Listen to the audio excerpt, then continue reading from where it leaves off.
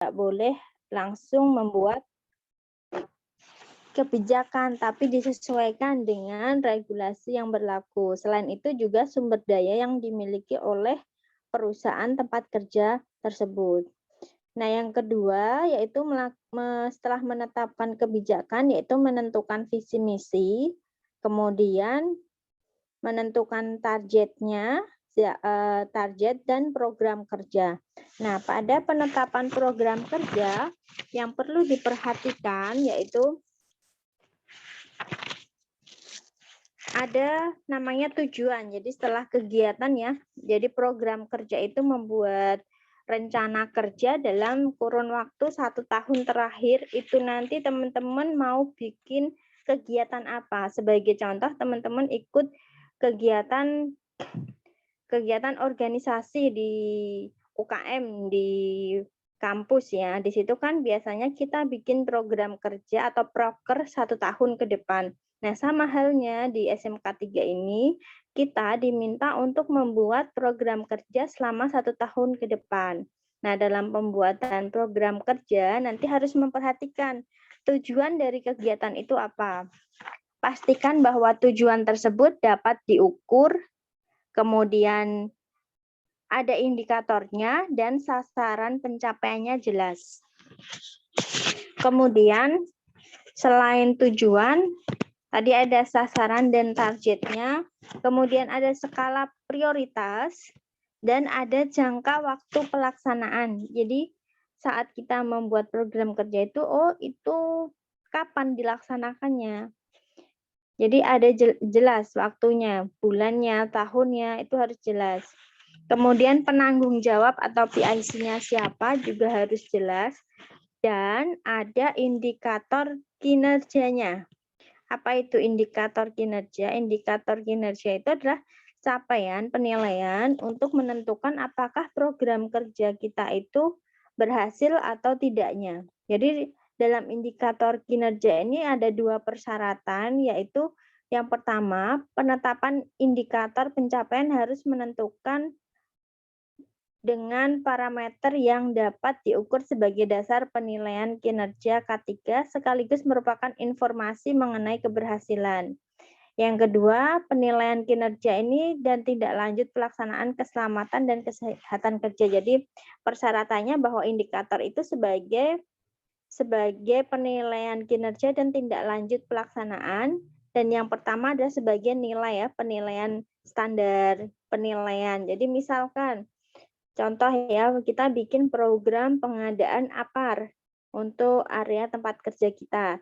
Targetnya misalkan seluruh area terpenuhi, padahal kalau untuk seluruh area butuh 50 APAR, di mana 50 APAR itu sudah memenuhi dari perhitungan. Misal dari kita untuk penentuan APAR berdasarkan jarak. Jarak penempatan APAR itu adalah 15 meter. Nah, kalkulasi dari perhitungan tersebut kita dapat peroleh hasil akhirnya dari 50 APAR. Itu targetnya. Sementara nanti aktualnya berapa? Nah, indikator pencapaiannya di sini jika terpenuhi 50 APAR maka tercapai. Jika kurang dari 50 APAR berarti belum tercapai. Itu contohnya ya. Kemudian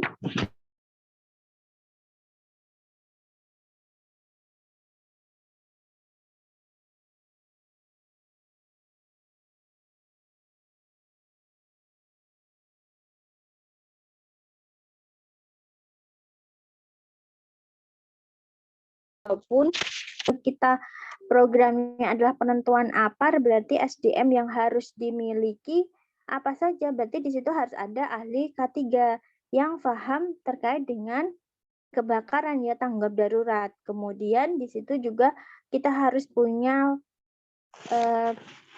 istilahnya pihak ketiga yang bisa memenuhi rekanan untuk perusahaan rekanan untuk mengisi APAR atau pembelian dari alat pemadam api ringan yang baru. Jadi nanti untuk contoh format program kerja insya Allah akan Ibu share di Google Classroom ya.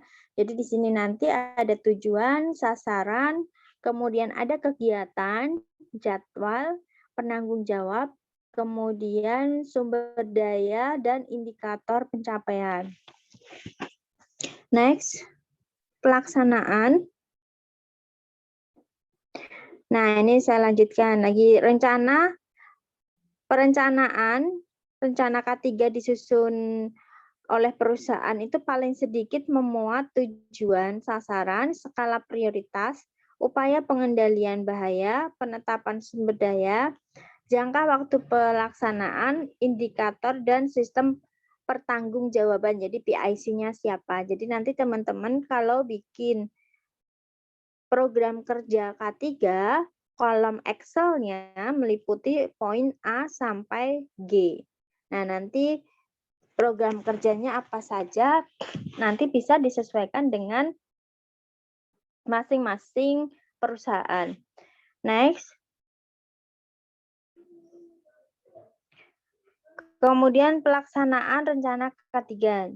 Nah, dalam pelaksanaan rencana K3 harus dilaksanakan oleh pengusaha atau pengurus perusahaan tempat kerja dengan menyediakan SDM yang mempunyai kualifikasi. Nah, kualifikasi ini tadi disesuaikan dengan kebutuhan lagi ya. Kemudian menyediakan sarana prasarana yang memadai.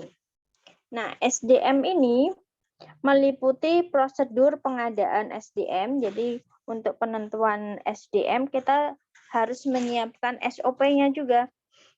SOP terkait dengan prosedur pengadaan SDM. Jadi di bagian HR ya, ini biasanya di bagian HRD, ini nanti ada prosedur rekrutmen. Nah, prosedur rekrutmen ini nanti menentukan siapa saja yang bisa kita rekrut untuk menjadi tenaga atau karyawan di perusahaan kita. Kemudian konsultasi, motivasi, dan kesadaran, ini kaitannya dengan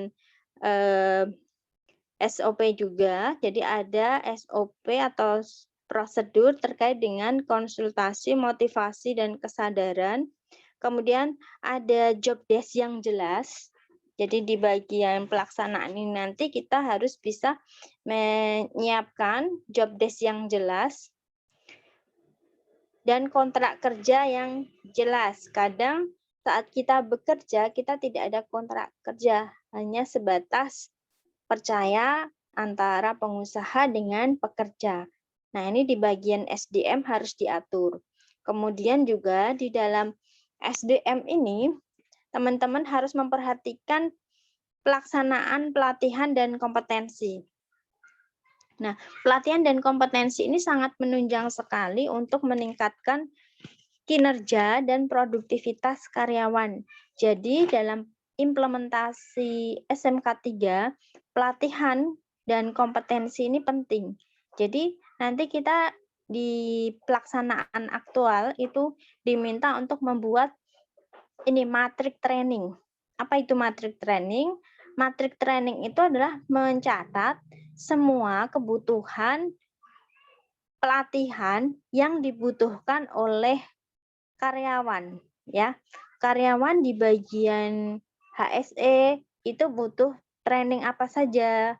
Kemudian karyawan di bagian produksi butuh pelatihan apa saja. Kemudian karyawan bagian HR atau human resource itu butuh pelatihan apa saja. Nah, semua itu harus direcord atau dicatat dan tertulis ya, tertulis, kemudian dibuat schedule. Nah, selain membuat matrik training, teman-teman juga pada saat pembuatan matrik training itu dilihat dari sisi skop jabatan. Artinya, jabatan staff itu akan berbeda kebutuhannya dengan jabatan level supervisor ataupun manajer. Nah, selanjutnya untuk prasarana. Sarana prasarana ini apa saja yang perlu diperhatikan? Yang diperhatikan adalah organisasi, yaitu meliputi struktur organisasi, kemudian anggaran, dana yang disiapkan oleh perusahaan untuk pelaksanaan SMK 3 itu ada berapa? Ini harus sudah direncanakan di awal. Minimal dalam suatu proyek atau dalam suatu kegiatan implementasi K3 itu 3% sampai 10%. Ini tidak ada aturan resmi atau aturan baku ya, tapi rata-rata kalau dalam suatu proyek tender itu sekitar 3 sampai 10% untuk anggaran yang khusus untuk implementasi K3. Kemudian juga dalam prasarana dan sarana, di sini juga harus sudah disiapkan SOP, kemudian dokumentasi dan prosedur kerja. Kemudian untuk kegiatan, di sini harus ada tindakan pengendalian, kemudian ada instruksi kerja, kemudian ada sebagian pekerjaan, artinya di sini sebagian penyerahan sebagian pekerjaan itu adalah pekerjaan dari ini ya subkon atau pihak ketiga. Kemudian dari supplier, pembelian barang dan jasa dari supplier, kemudian produk akhir, kemudian kondisi darurat, rencana pemulihan dan prosedur manajemen atau tinjauan manajemen. Nah, ini semua adalah bagian dari pelaksanaan rencana K3. Next.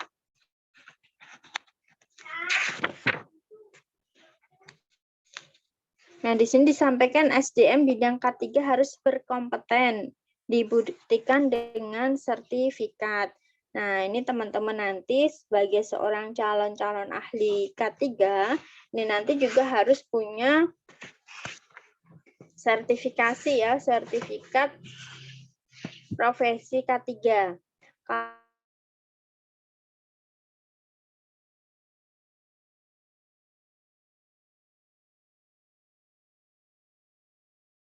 Yang dari Kemnaker, BNSP atau sertifikat-sertifikat penunjang lainnya yang sifatnya awareness.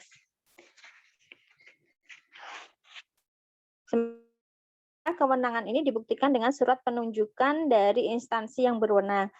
Nah, kalau ada kewenangan ini artinya sertifikat yang dibutuhkan di sini adalah dari Kemnaker. Kalau dari BNSP tidak ada kewenangan ya.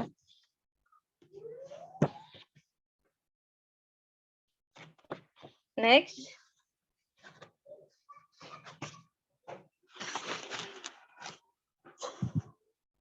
Nah, kegiatan dalam pelaksanaan rencana K3 ini tadi udah Ibu sampaikan ya.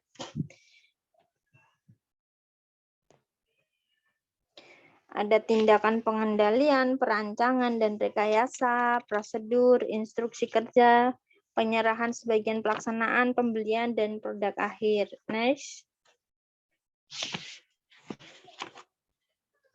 Kemudian upaya kondisi darurat dan rencana pemulihan keadaan darurat. Next.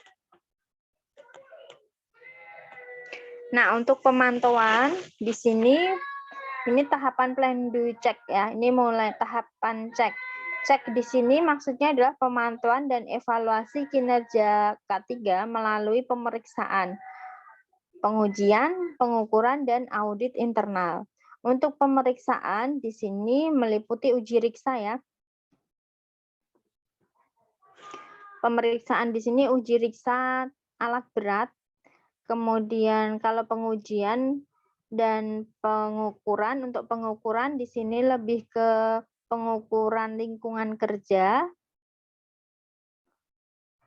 Kemudian pengujian ini untuk uji kalibrasi alat. Kemudian untuk audit internal ini adalah kegiatan untuk mengevaluasi perusahaan atau instansi dalam suatu ruang lingkupnya internal, di mana di situ untuk mengetahui penilaian kinerja, apakah kinerja dari pelaksanaan SMK 3 itu sudah sesuai atau belum. Nah, nanti kalau kita dalam audit internal SMK 3 ini misal kita menghadap PP 50, berarti di situ nanti ada audit yang levelnya ada 3, level awal, transisi, maupun yang lanjutan. Kalau awal itu ada 64 kriteria, transisi itu ada 122 kriteria, dan lanjutan itu ada 166 kriteria. Nah, kriteria-kriteria tersebut artinya adalah pertanyaan ya. Pertanyaan yang harus dibuktikan dalam suatu bukti implementasi. Misal, kalau misalkan implementasinya sesuai dengan ISO 45001, berarti nanti ada 10 klausal di situ. Nah, klausal yang diimplementasikan adalah klausal 4 sampai klausal 10. Nah, untuk audit internal yang membedakan dengan audit eksternal itu apa? Audit internal itu dilakukan oleh pihak internal perusahaan. Jadi SDM-nya itu dari kita-kita. Tapi kalau audit eksternal itu nanti ada auditor yang berasal dari badan sertifikasi. Next. Nah, setelah dilakukan audit internal, ini nanti untuk evaluasi tahapan cek, kita ada namanya tinjauan manajemen. Nah, pada tahapan tinjauan manajemen ini, apa sih yang dilakukan seorang top manajemen, direktur? Nah, di sini adalah meninjau kebijakan yang sudah ada, apakah masih layak untuk kita gunakan lagi atau tidak. Kemudian melakukan perencanaan, pelaksanaan rencana, pemantauan, dan evaluasi kinerja. Nah, nanti dari hasil Alhamdulillah. Dari hasil peninjauan ini nanti akan digunakan untuk langkah perbaikan tahun berikutnya. Next.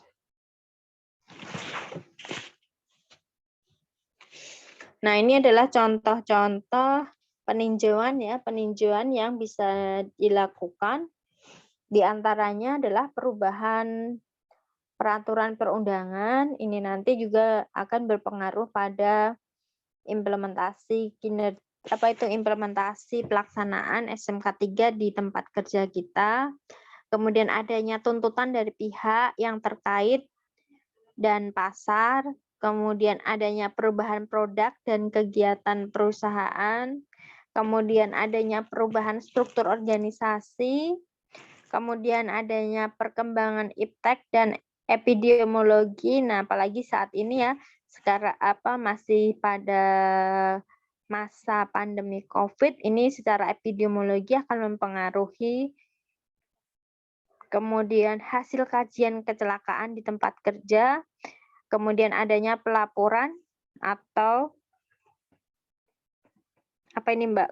Kurang enggak?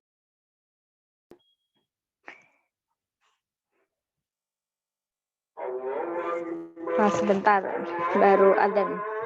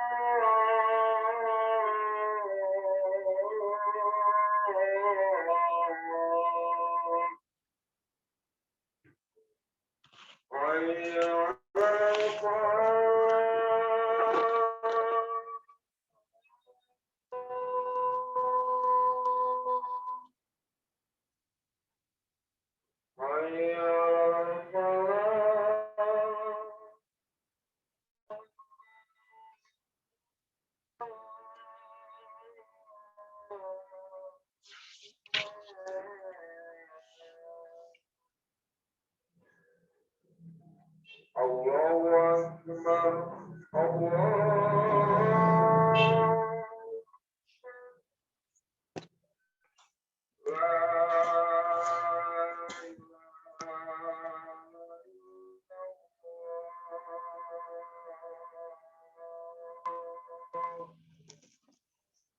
Oke, saya lanjutkan. Ini tadi sampai ke peninjauan ya, peninjauan manajemen yang perlu ditinjau apa saja. Di antaranya ada peraturan perundangan jika ada perubahan, kemudian adanya tuntutan dari pihak terkait, perubahan produk dan kegiatan perusahaan, kemudian perubahan struktur organisasi perusahaan, perkembangan iptek dan epidemiologi, hasil kajian kecelakaan di tempat kerja, dan adanya pelaporan kecelakaan maupun ini ya pelaporan kinerja lainnya. Nah, yang perlu menjadi catatan di sini bisa dicatat ya, pada tahapan pengukuran kinerja pada sistem manajemen K3, pengukuran itu ada dua macam ya. Ada dua macam pengukuran. Yang pertama adalah pengukuran proses atau sering disebut sebagai leading indicator. Dicatat ya, nanti keluar ini. Leading indicator adalah pengukuran proses. Dan yang kedua adalah pengukuran hasil atau output, yaitu lagging indicator. Ya, jadi ada dua istilah pengukuran, leading indicator dan lagging indicator. Jadi setiap perusahaan harus mengembangkan dan menetapkan ukuran kinerja yang akan digunakan di lingkungan kerjanya masing-masing. Nah, lagging indicator ini merupakan pengukuran luaran atau output dari suatu proses yang mana ada dalam lingkungan K3. Contohnya untuk lagging indicator ini, contohnya ya, yaitu mengukur angka kecelakaan kerja, itu masuk ke lagging indicator. Kemudian fatality, kemudian kasus kebakaran, kemudian penyakit akibat kerja, kemudian angka absen, jadi angka kehadiran karyawan itu masuk lagging indikator. Kemudian juga ada frekuensi rate atau keseringan kecelakaan, dan ini nanti dipelajari di ya, analisa kecelakaan kerja. Mandi dulu sayang. Dan keparahan kecelakaan. Jadi ada frekuensi rate, ada severity rate, ini masuk ke lagging indikator. Jadi ini nanti ilmunya akan berkaitan dengan materi analisa kecelakaan kerja. Kemudian yang kedua ada leading ya. Tadi ada lagging, yang kedua adalah leading indikator. Leading indikator ini merupakan pengukuran yang melihat pada proses. Jadi yang dilihat adalah proses, bukan luaran. Nah, untuk mencapai hasil pencapaian nihil kecelakaan kerja, kemudian upaya apa yang telah dilakukan sehingga kecelakaan itu dapat dicegah. Jadi leading indikator ini goalnya adalah zero accident. Nah, pada leading indikator ini apa saja yang sudah dilakukan untuk mencapai zero accident ini? Ini masuk kategori leading indikator. Jadi yang menjadi pembeda leading indikator ini adalah yang dilihat adalah proses, sedangkan lagging indikator ini adalah output.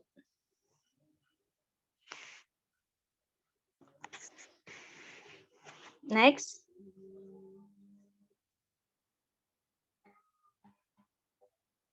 Nah, kalau ini adalah penilaian melalui audit ya, audit SMK 3 tuh meliputi 12 elemen. Jadi ini lebih ke arah SMK 3 PP 50. Next.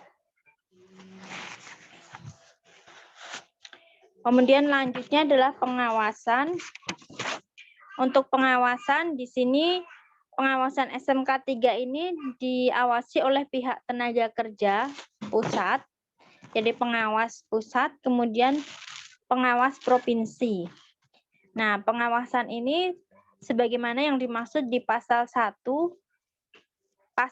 sebagaimana dimaksud adalah pada ayat 1 meliputi pembangunan dan terjaminnya pelaksanaan komitmen organisasi SDM, kemudian pelaksanaan peraturan perundangan, keamanan bekerja, pemeriksaan, pengujian, dan pengukuran penerapan SMK 3, serta pengendalian kondisi darurat dan bahaya industri, dan pelaporan serta perbaikan dan kekurangan dan tindak lanjut.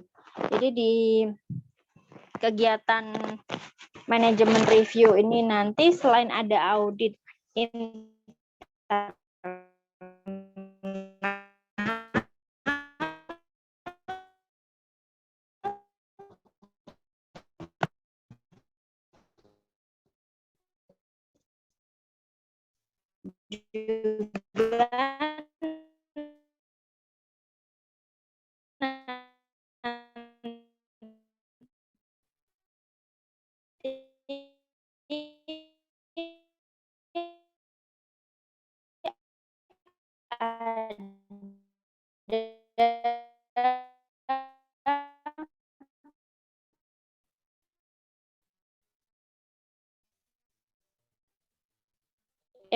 maaf,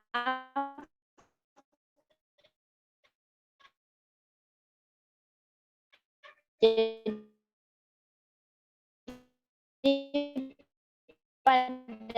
pada tahapan cek itu selain ada tinjauan manajemen, nah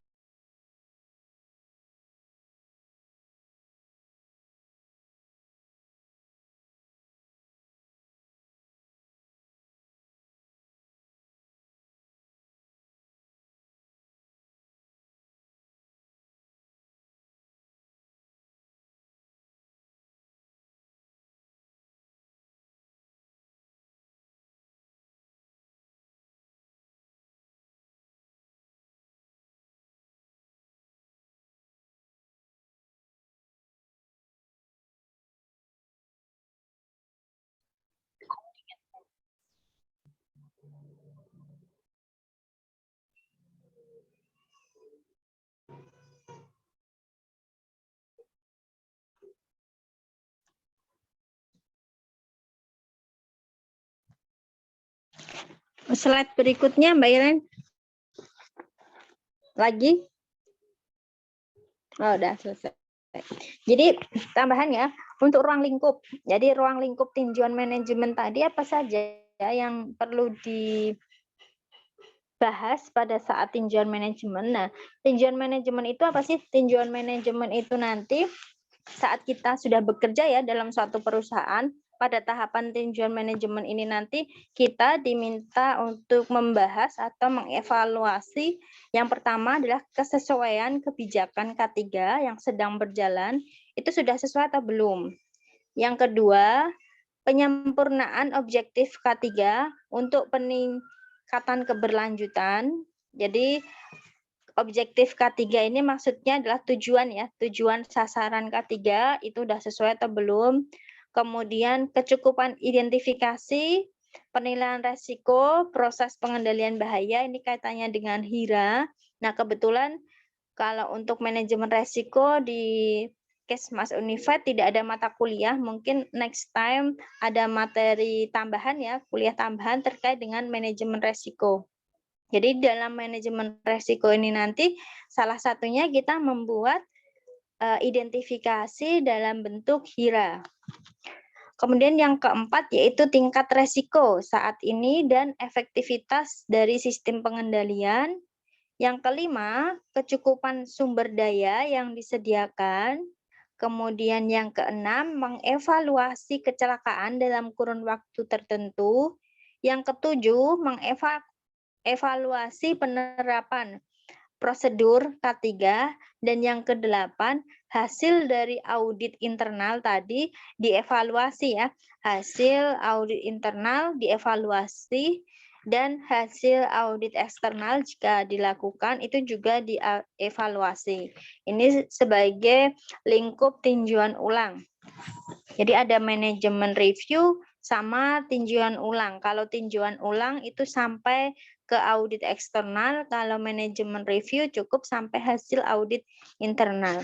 Jadi beda. Boleh dibuka slide bagian plan do check action Mbak Iren yang di awal. Nih, bisa Ibu sebentar nih, Bu.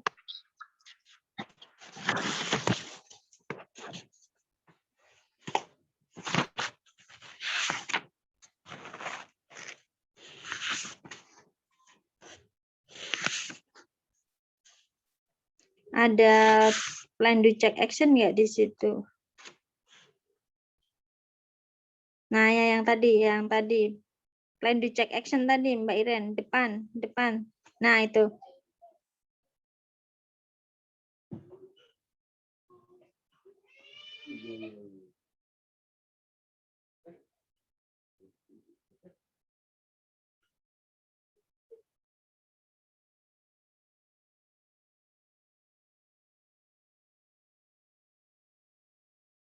Nah, hop tadi Iren yang circle plan do check action-nya ini. Jadi di plan do check action intinya teman-teman di sini ini adalah poin inti dari penerapan SMK 3. Kalau teman-teman konsepnya atau pemahamannya sudah paham di poin ini, insya Allah dalam implementasinya nanti lebih mudah.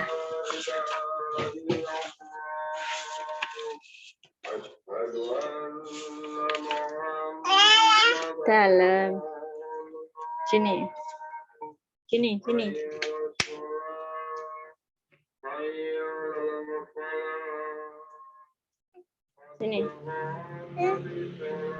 Pakai kaki dulu.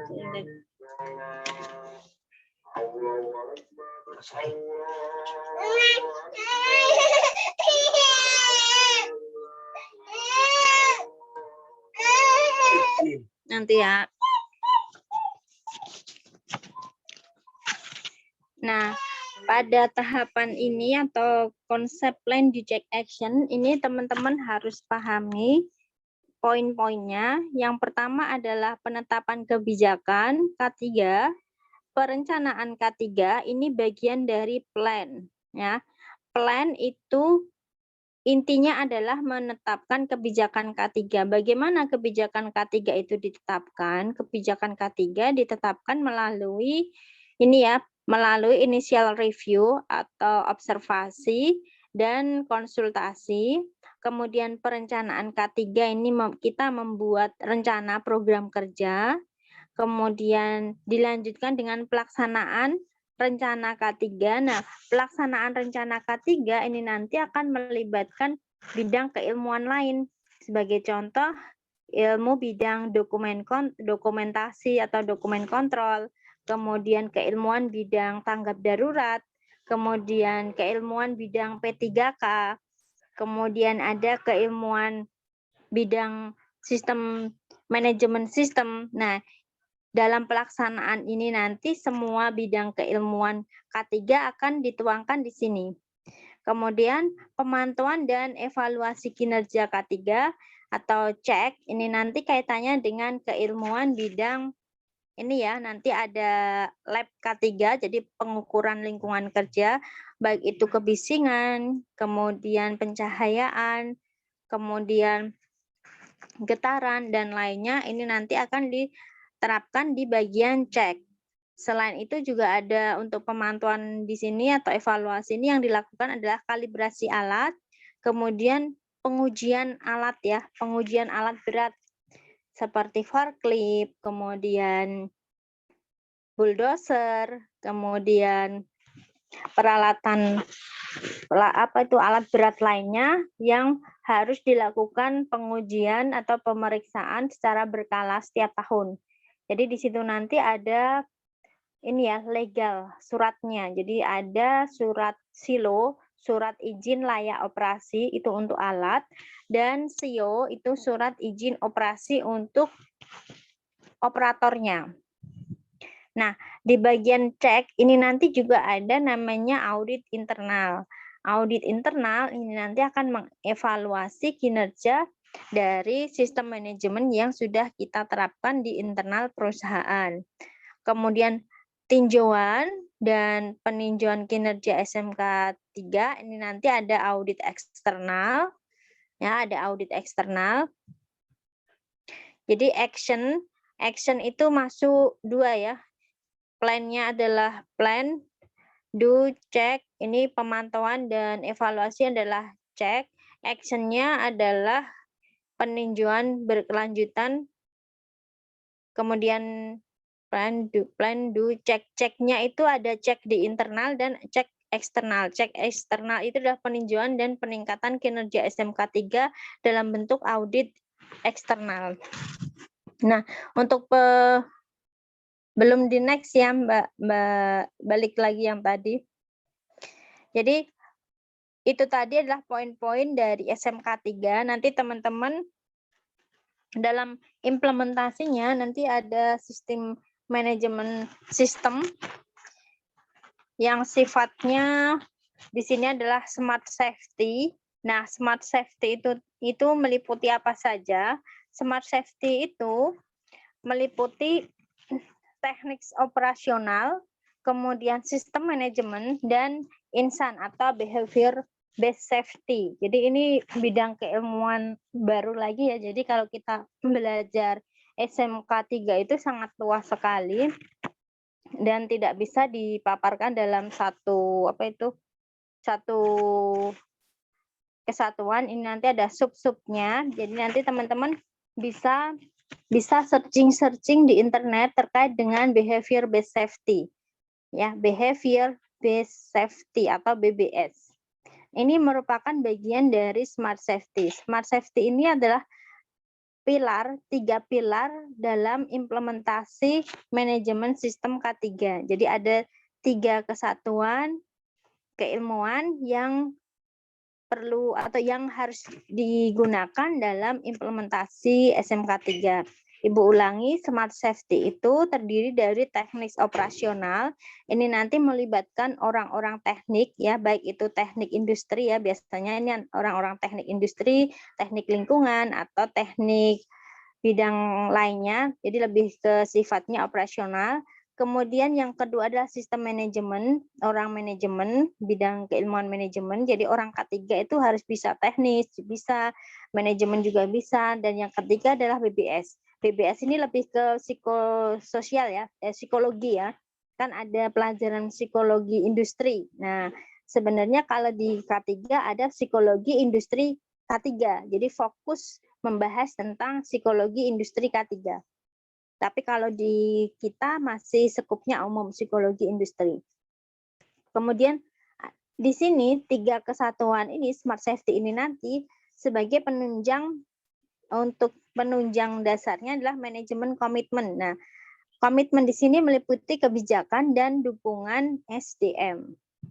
Jadi smart safety dijalankan secara serasi dan terpadu karena sama pentingnya dan memiliki peran masing-masing dalam menjaga keselamatan. Dari sini ada yang mau ditanyakan dulu sebelum Ibu lanjut?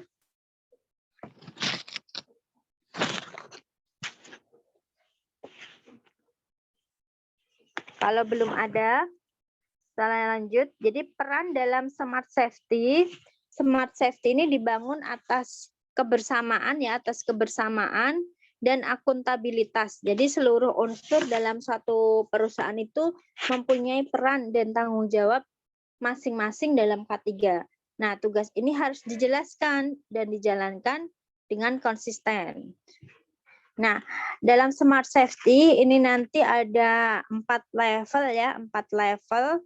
Level manajemen puncak, kemudian level manajer, level pengawas, dan level pekerja. Jadi di setiap level ini nanti mempunyai tugas dan tanggung jawab yang berbeda dalam aspek K3, di mana di dalam Smart Safety ini nanti peran untuk setiap level tersebut diformulasikan dalam bentuk program ya. Di sini ada program STAR, ada 5M, kemudian ada SMART, ada Smart Plus dan Smart Card ya. Nah, ini adalah istilah saja, tapi secara umum dari level-level ini nanti level untuk yang manajemen puncak itu masuknya adalah jajaran direksi. Di sini fungsinya adalah penentu kebijakan dan dukungan sumber daya. Kemudian untuk yang manajer, level manager atau superintendent, ini nanti fungsinya atau perannya adalah sebagai penanggung jawab umum dan pendorong keberhasilan K3. Kemudian untuk yang level supervisor, ini nanti sebagai penanggung jawab K3 dan pengawas langsung. Sementara untuk pekerja, di sini fungsinya adalah perannya adalah sumber dan korban insiden dan sebagai ujung tombak K3.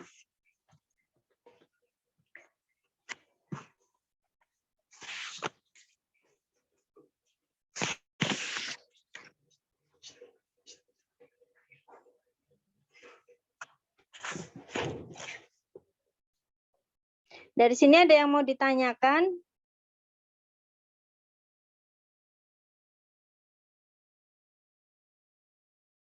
Belum ada, Ibu. Silahkan kalau ada yang mau bertanya, boleh bertanya dulu. Sebelum Ibu ngasih tugas. Masih ngajar.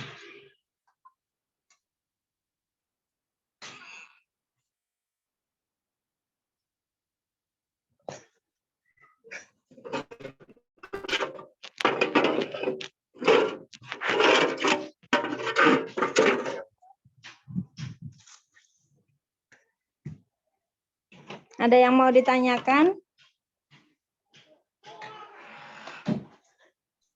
Belum, Ibu.